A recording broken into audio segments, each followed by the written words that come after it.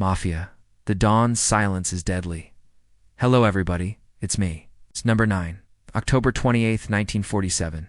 A man named Willie Moretti walks into a small grocery store in Manhattan, grabs a half a loaf of Italian bread, pays for it, and then heads out the door. Little did he know this would be the last time anybody ever saw him alive. As he walked down the street, 2 men in a passing car noticed him and they hollered at him to stop. He didn't hear them over the traffic noise, so they got out of their vehicle and began running after him. When they finally reached him, they grabbed him and forced him into the back seat of their car. And then they drove him out to a secluded part of New Jersey where they shot him dead. It was an open and shut case for the police. Witnesses saw the men grab Moretti and force him into the vehicle. And when they searched the trunk, they found his body riddled with bullets.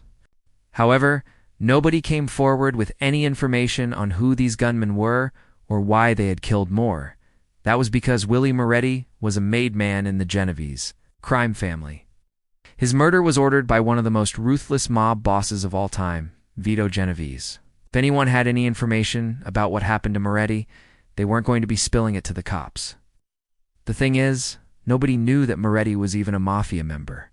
He was the perfect mobster, because he never drew attention to himself. In fact, his only real purpose in life was to make money, and he worked very hard at doing just that. He started out as a numbers runner, then became a bookmaker, before eventually moving up to become a loan shark.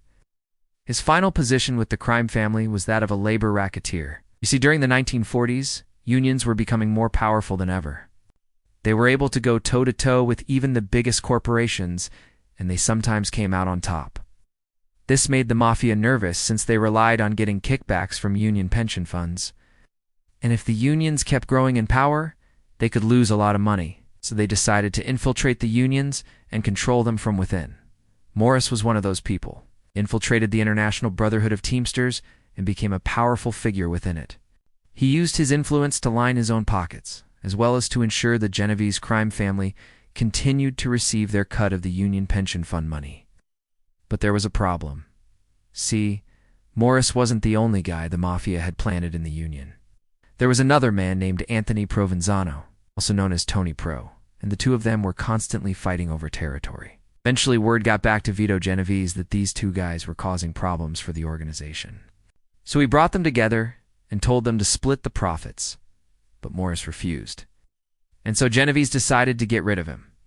He didn't want to send Maurice to prison because that would bring unwanted heat onto the organization. He also couldn't kill him openly, because that would cause a war with the other crime families. So he decided to have Maurice whacked. Nobody would know it was him, and this was a common practice among the Mafia. The bosses rarely got their hands dirty. They preferred to have somebody else do the dirty work for them.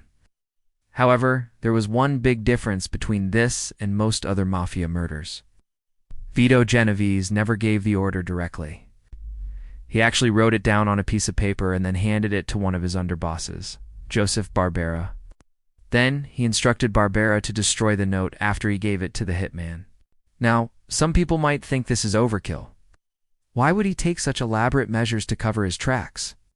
Well, let me tell you, it's not overkill when you're the boss of a crime family. You always have to be thinking about your own safety, even if you have guys like Joe Barbera below you. There's still always the chance that someone might turn on you, especially if they have enough evidence to hang you. That's why Vito Genovese took such extreme measures. He didn't want to leave any loose ends. But what's interesting is that this wasn't the first time he did something like this. Back in 1935, he had a man named Max Bobohoffen killed. Again, he had the order written down on a piece of paper. He gave it to one of his associates, and then had them burn it after they received the order. The associate then relayed the message to the hitman, and the job was done. This type of thing happened quite often with the Mafia. It was very common for them to have orders written down on pieces of paper. It may sound stupid to us, but to them, it was business. And if you're going to issue an order, it's better to have it written down. That way there's no room for miscommunication. If one of your underbosses accuses you of ordering a hit on him, you can just pull out the piece of paper and show him. But unfortunately for Vito Genovese, things didn't always go according to plan. One day in December of 1957, he had a meeting with several of his top underbosses. It was supposed to be a routine catch-up meeting, but it quickly turned into a nightmare for Genovese. See, there was a mole in the Genovese crime family, a man named Joseph Falassi. who was secretly working for the FBI, and what he heard at that meeting nearly blew his mind. During the course of the conversation, Vito Genovese admitted that he ordered at least 20 hits in the past 6 months. Now, this isn't exactly hard evidence against him, but it's pretty close. I mean, how many innocent people do you know that would admit to killing 20 other people? Exactly. When Valachi returned to the FBI, he told his superiors everything he heard at the meeting. They were ecstatic. They had been trying to tie Vito Genovese to a bunch of murders, but he was always careful not to leave any fingerprints behind. But now they had the next best thing to fingerprints. They had a secret recording of him basically bragging about all the hits he had ordered. With this new evidence, the feds were able to arrest Genovese for racketeering. He was tried and convicted and sentenced to 15 years in federal prison. But here's the thing. Nobody went to prison for killing Willie Moretti. The case went cold, and it stayed that way for decades. That was until 1985, when a former hitman with the Genovese crime family came forward with information. His name was Michael Francis, also known as Crazy Mike, and he had a lot to say. During his testimony, he said that he killed Willie Moretti on the orders of Vito Genovese. He also said he killed a bunch of other people too.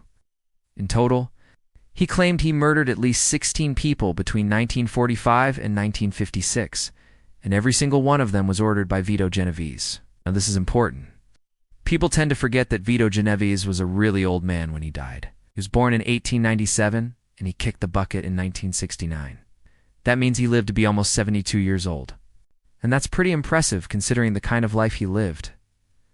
But here's what's really crazy. When the police finally caught up with Michael Francis and brought him in for questioning, he flipped on them. He had recorded his entire testimony against Vito Genovese, and then sold it to the highest bidder, the Mafia.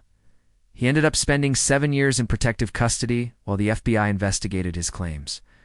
But in the end, nothing came of it. Most of the people he claimed to have killed had already been dead for 40 years. So there was no way to prove or disprove his claims. So what's the lesson here? Well, for starters, don't be a Mafia hitman. Also, if you're going to be a Mafia hitman, don't talk to the cops. And lastly, if you're going to be the boss of a crime family, make sure you shred those hit lists. Thanks for watching.